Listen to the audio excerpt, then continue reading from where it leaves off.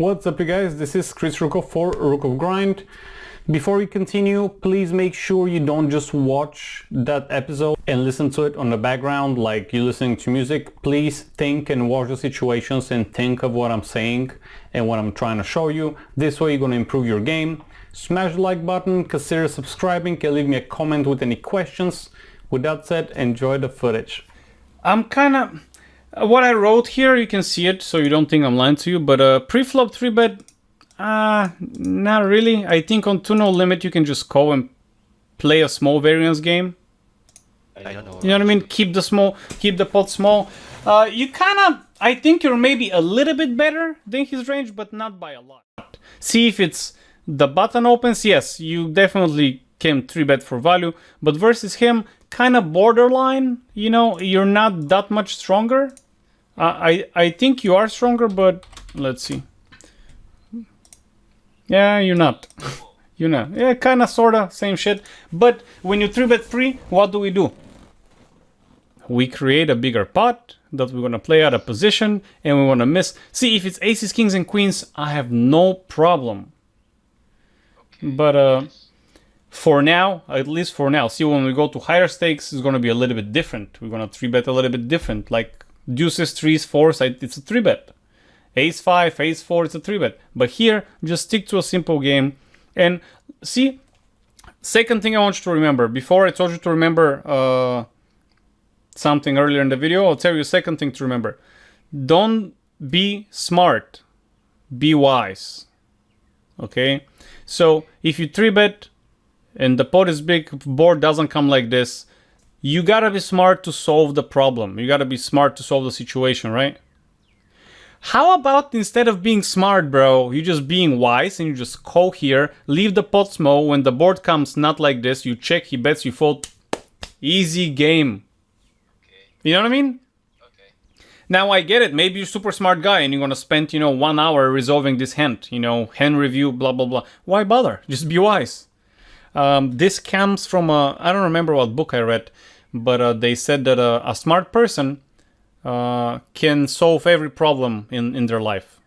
A wise person lives their life in such a way that there are no problems to be solved.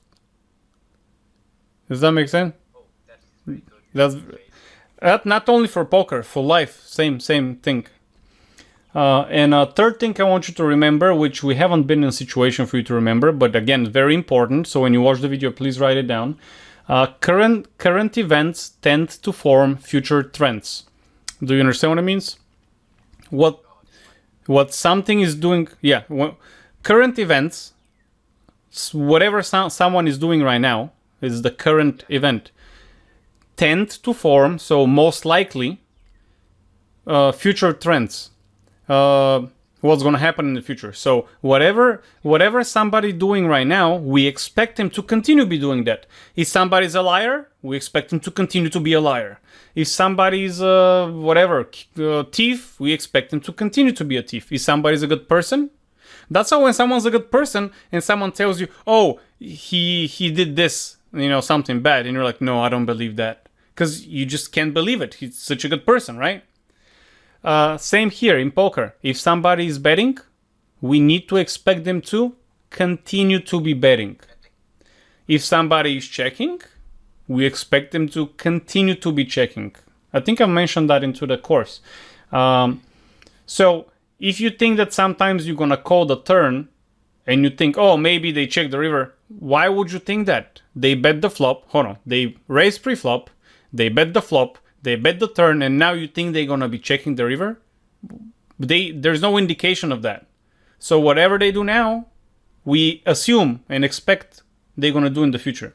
Now, if they raise pre-flop, check flop, and check turn, we expect they will check the river. Okay. Now, they raise pre-flop, we expect them to bet flop, but they don't. Now we expect, oh, maybe they check turn, or maybe they'll check river, because now they start checking. So this is another important rule. I haven't seen a situation for we to address this, but it's very important. This basically is for the situation when I'm telling you on the turn, if somebody bets and you're like, I don't like that call, but I want to call. Think about it. If I call now, I expect him to be betting on the river again. Am I gonna fold the river? Okay. Oh yes, I'll fold the river. So if I'm gonna fold the river, why am I even calling on the turn? Next hand. Okay. Yes. Does that make sense? It's clear. Okay, good, good. I mean, once things click in, man, it's very easy. And here I wrote check raise the flop. Oh, you did check raise the flop? Straight. Yeah. Oh. Check raise here. So every time you check raise, keep in mind you're like a sniper. You know a sniper? He shoots once, no one knows where the sniper is. You shoot one time, everybody knows your position. Oh. You know what I mean? So now you check raise, you telling him, I have a good hand. There's nothing else you tell him. No one that ever check raised wanted to say, hey, I have a weak hand. No. When you check raise, you want to say you have a good hand. So keep that in mind that you give away your position. Bet sizing you chose is bigger than I would make it, but the turn bet is way too small. So I would make it here something around 20 cents. Like 20, 22. You make it 27, which is 3x. And then I think you made it 27 or 29, something like that. 26. I'll make it smaller because I want him to call, right? I have the nuts. Yeah. So the bigger the bet we make, the smaller their calling range will be. The smaller the bet we make, or raise, whatever, the higher their calling range will be. I mean, the more open. So following this rule, I'll make it 20, 21, whatever. He calls here. Now the turn, I don't know, I think you bet. What'd you bet? Maybe ace king, ace queen. I'm gonna make more. Yeah, you bet less than half pot. And you say, I think he has ace king, ace queen. I don't know why you... How did you... Maybe you just have 5-6 flush draw, man. Or, I mean, you know what I mean? You just put him direct, he had 2 pair, or he's like having the nuts. No, maybe he doesn't. Maybe he just have a flush draw, he bets the flush. Maybe he has like this hand, 5-6. Bets the flush draw, you check raise, you're like, oh, fuck it, I'm gonna go and see because it's like 17 cents, who gives a shit? He's here to have fun, you know what I mean? Who cares? And that's it. I don't know, I don't remember the hand if you see the river or not. The connector hand. No, he fold. Blind. I mean, maybe he didn't have flush draw, now I'm thinking. Because if he did have a flush draw, he was gonna continue. But I was gonna bet more, just to protect from flush draws. Okay. Yeah. This is the last hand that I've seen and that I've written something about. I'll tell you why. I generally know that, see, 15 minutes of footage takes 30 minutes of discussion, generally. Button. Very precise. I mean, right now it just happened, but please do, we can see more footage because since I'm late, how about we do another 15 minutes? We're just gonna go through your hands because I'm very sorry, man. I usually am super on point. Actually, most of the time I text my students like 30 minutes or more before and I tell them, hey, do you want to start early? But started editing that video of the footage and I totally... And the Skype is here, but no message. It doesn't... And it doesn't do... And my phone is right next to my desk, nothing. No message. Ooh, that's a big 3-bet here. I'm just gonna go ahead and fold. Oh, by the way, I did speak about the rule of 15, about the pocket pairs. Yes. Yes, so, yeah, you can basically do something else if you don't feel comfortable, because the more you call 3-bet, the more you increase the variance. And I don't want you guys to increase the variance a lot. I want you to have some normal variance into your game, nothing too crazy. When you go to the higher stakes, you're going to be more, you're going to know more about the game. So, basically then you can handle more variance, but for now I don't suggest you. So if you want to, let's say the rule of 15, let's say it's true, you know, you're allowed to call.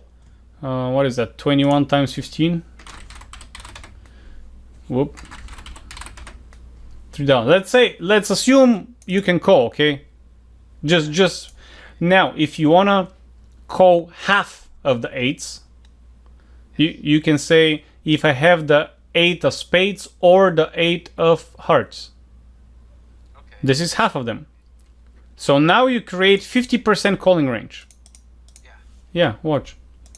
And the question is, if I change my hand from pocket 8 to ace queen off, and yeah, you said that Alright guys, that was the video for today. Hope you enjoyed it. If you did, please consider subscribing, hit the like button, leave me a comment, and I'll see you next time. Keep grinding and good luck on the tables.